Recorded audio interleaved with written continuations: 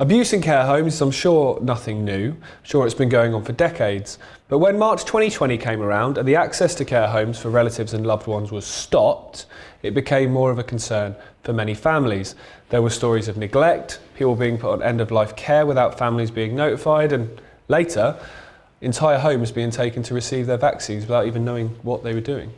Tony Stowell led an initiative called Antonia's Law to push for CCTV to be placed in care homes and other NHS areas if families wished it to be so.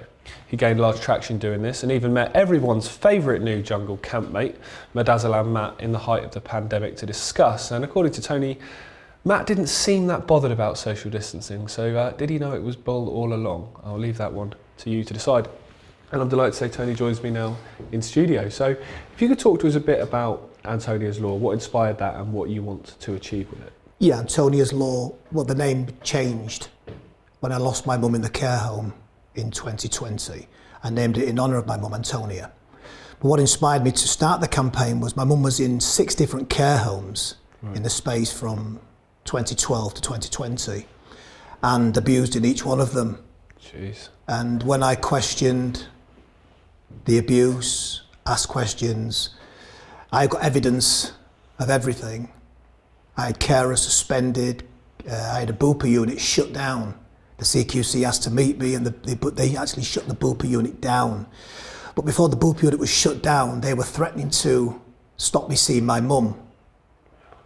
A week later, the unit was shut down, so obviously I was looked upon as a trouble causer, which I'm not far from being that. You know, I'm a son who loves his mum, loved her dearly.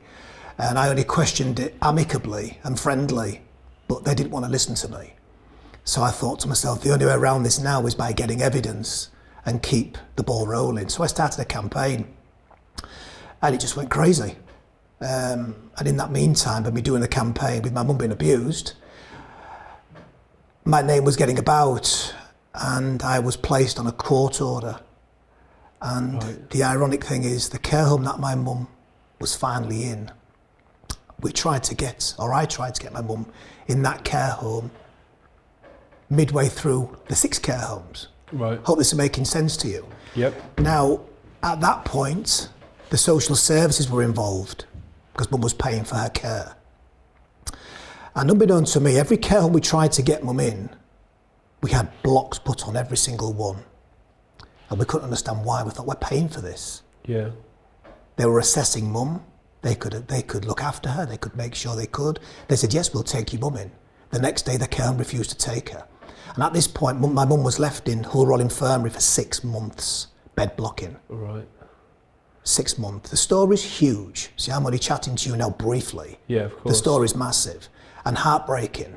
And to watch your mum go through what she went through, I've got to be very strong now to make sure this campaign wins. And I'm slowly getting there with the help of my amazing law firm, Gulbenkian and Donian. Now, mum had grade 4 ulcers on the heel of her foot, abused by carers. So as I say, I was placed on a gagging order.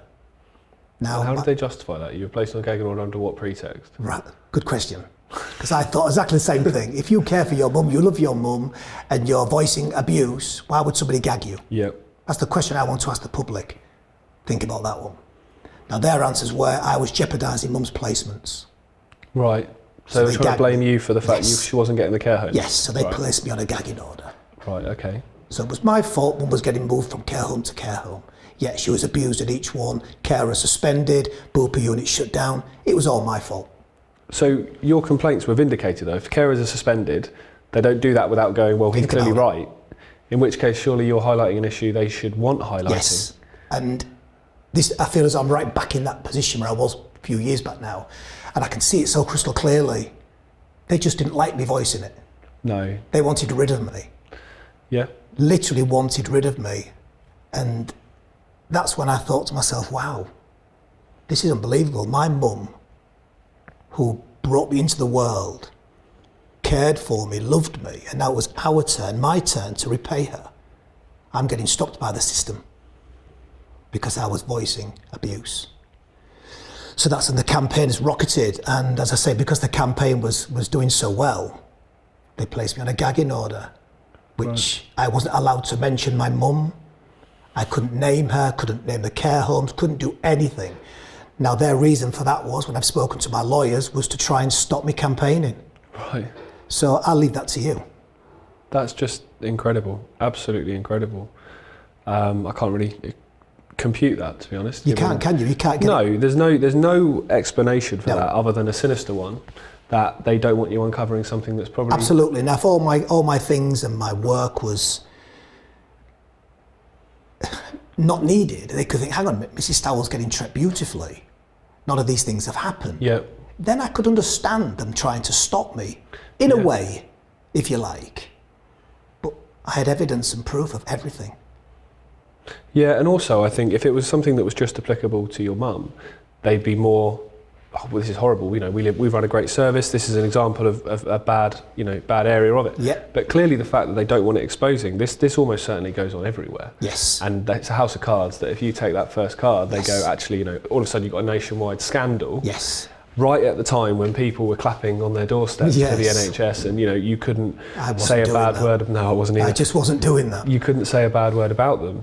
So to go back to the law and what you actually want to change. Okay. So the CCTV situation at the moment in care homes. What is that by law? Is there not any at the moment at all? There's no law there. No one's allowed. I think discreetly, if the care home agrees with it, you might get possibly someone who managers would say, yes, you're okay to put in. Because I know a friend of mine who was in his mum was in the same care home in East Hull.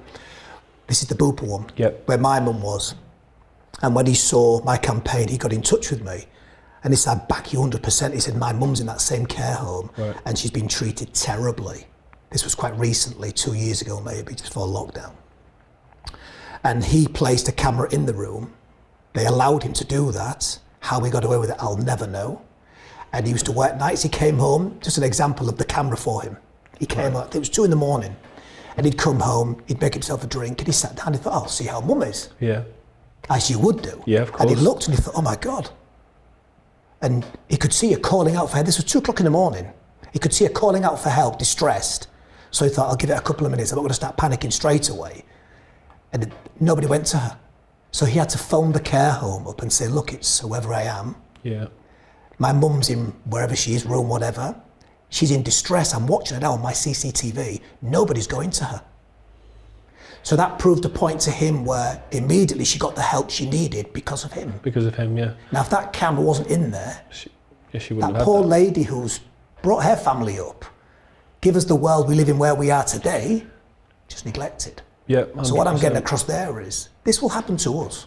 Yeah, of course it will. This will happen to us. So all them people are out there thinking, oh, they're old. Yeah. Please, have some respect. Yeah, I completely agree. I've got a friend of mine who's a veteran who talked about, you have the start of your life, he was talking about the pandemic, he was saying the start of your life and then the end of your life. And the middle bit, the vast majority of it is usually on behalf of other people. Yes. It's raising your family, it's earning money to pay for X, Y, Z. And when you get to that point, he was talking about, you know, the elderly living in fear the last couple of years, but it can be applied to this argument as well, that, you know, you get to that stage in your life, your 60s, your 70s and so on, when you can enjoy the fruits of your labour. Absolutely. You can watch your grandkids grow up. Yeah. And the fact that we're almost looking at these people and I guess acting like Kissinger used to say, the useless eaters, like they're not paying their taxes anymore. I absolutely agree with that. And we've seen that be so heavily played out in the last couple of years. Yes. But the pretext of so many of the news bulletins were, we have to protect the elderly, we have to lock down to protect the elderly, we have to get vaccinated to protect the elderly. Meanwhile, things like this are going on in care homes and worse. And, you know, as I mentioned in the intro, Midazzle and Matt, that's a story in itself, which I know you've got a personal experience of. And the hypocrisy of it just seems extraordinary to me. And I can't quite grasp how more people don't get Even it. hearing you say it all, because obviously I'm suffering really badly with anxiety and everything that's going on. I'm getting EMDR treatment with what I saw my mum go through and what I've actually gone through and what the system's put me through. Yeah. I'm suffering really badly. You know, people can look at me and say, it looks okay on there. No, this is another Tony that you're talking to. Yeah, well, you have to. I'm assuming you've had to become battle hardened. You've had to... Yes. You know... I don't sleep on a night. No, I can imagine. I don't do anything that a normal person does.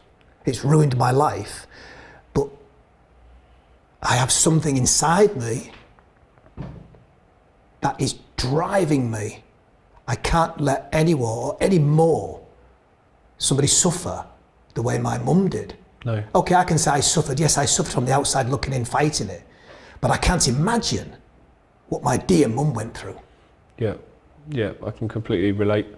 When we made the Good Death film, which is on the channel, I went around with a couple of other people from the team. We interviewed lots of families. Yeah. And I was sat there, both my parents were in their 70s, and you had people describing what happened to their parents who were a lot younger than mine. Yes. And you put yourself in that position and think, I'd be exactly the same as you. You Yes. wouldn't sleep, you wouldn't rest till you got justice or a form of justice. But when you do this and it comes from the heart and they block you Yep. because they want to, I know this for sure. I was visiting my mum once in the care home, and I recognised all the CQCs, the safeguarding teams, all the governing bodies, if you like, who had been against me. And I was having a cup of coffee with my mum, and I'm looking, I'm thinking, because I knew what was going on. But on this particular day, I thought it was all sorted and things were okay. And I saw them all coming in. Every one of them that was in the meetings trying to stop me, they were all coming in. So I thought, is there a meeting today? I've not been invited to this meeting. So I kept quiet. Do you know what the meeting was about? Probably you? Yes. Right. Because I got very friendly with some of the carers. Because a lot of the carers agreed with my campaign. They agreed with it. A lot of them stuck up for me and said to me, Tony, your mum's been abused in here. They stuck up for me and they saw everything. And they was having meetings, all these governing bodies. Without you. But about me. Yeah. So I was that much, and I say this not in a ha-ha way, in demand. I was frightening them. Yeah. People that stand up do. I was frightening them. People that stand up do frighten. And as you say there, lots of carers will agree with you. That's where the whole policy of a blanket, one group are brilliant. The NHS is great, it's fantastic.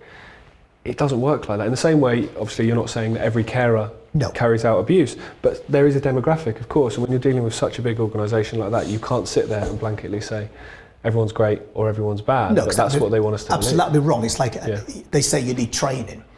Now, training would help, but we have nurses who are well trained. They also abuse. Yeah, absolutely. This is my point I'm trying to get across to people. Oh, carers, they come off the street, they come off here, they've got no jobs. Possibly true, but there's also people that have got that criteria who are beautiful. Yeah. So I'm not pointing fingers at anyone. No. What I'm saying is if you're watched, you're going to behave. 100%, and that's why I'm totally... You're going to behave. Yeah, I completely agree, and that's why I'd be totally in favour of the law. And the law we're after, as in Antonia's law, as my lawyers have put together, it's not to make it a blanket coverage. It's paid for by this. Again, this is why Matt Hancock, when I met Matt Hancock and we explained to him the legalities, his words were, and he just said, he did that. I can see him now sat there when he's practically sat on my knee. And he just said to me, I can't knock you. Yep. It's like back you 100%. He said, you're not asking the government for money. He said, you're not asking care homes for money. He said, you're basically saying if a family wants to put one in, then they have every right to. They would have the law to do it. And they fund it themselves? And you buy it yourself. Yeah, and you watch on your own phone and think, oh, she's great today, put it in my pocket. Yeah. Have a look again in 2 hours. Well, you get to know a system, how your relative is in a care home and what they're going to be doing at certain times. So you've got a good idea of what's happening and what isn't. Now I've got footage of my mum in this particular care home where my mum had a one-to-one. At this point, the system was paying for my mum's care, continuing healthcare, CHC. Now to me, this is a massive point because the government's paying for her care, yet the care home was abusing that fact. Yeah. And I think the government should know that. They should, absolutely. Now, I would go and see, but from 9 in the morning till 9 p.m, so it was 12 hours a day, 7 days a week. My mum was allocated a one-to-one, paid for by the system on top of the nursing home fee cares. So you can imagine that's a lot of money they're paying for. Yeah. I'd go numerous times and there was no one-to-one there. And on this particular time, I went in, they let me straight in, signed my name when I walked through. I thought it was quiet. It's Saturday morning. And I got there for, I can see myself there now, 11:15, my son dropped me off, my partner. I said, see you in about 2 hours. I'm going to take mum for a coffee. In my head, I'm thinking she's got a one-to-one. She'll be up, ready. She'll have had a breakfast by now. I got there, she had a bay window looking onto the garden, ground floor. Curtain was shut, I thought possibly personal care. You know, you can't always run in like a bull. Yeah, of course. You know, you've got to be very diplomatic. And I remember I was under a court order, so I had to be very diplomatic. Yeah. So I walked in, I thought, something strange going on here. So I thought, good. I went to my mum's room. I walked in. In bed? When we say in bed, left and dumped in bed. Right. Curtain, this is at 11:15 in the morning. So she'd been left there from whatever time she was put to bed the day before. Yeah. She was slumped. Room was like a bomb site. No one-to-one. So I gave the benefit of the doubt again. I thought, Tony, stay calm. I had to. Remember, I was running a campaign, court orders, you name it, I was on it. So I'm breathing in deeply, I'm trying to get a breath. So I video everything and I narrate on the video. And I go around the room, open the wardrobe, said, here's a mess, here's my mum, allocated a one-to-one by the system. What I'm telling you now, but I videoed it. Of course. I've got the evidence. And I did all that, and I thought, God, there's still nobody here, and I'm videoing. So I did another video, probably 2.5, 3 minutes each video. And I thought, I'd enough now. This is my mum. Yeah. So I went out and I said, I couldn't find anybody. I had to go look for somebody. The care home manager, not the manager, the nurse who was on duty that day, do you know what she said to me?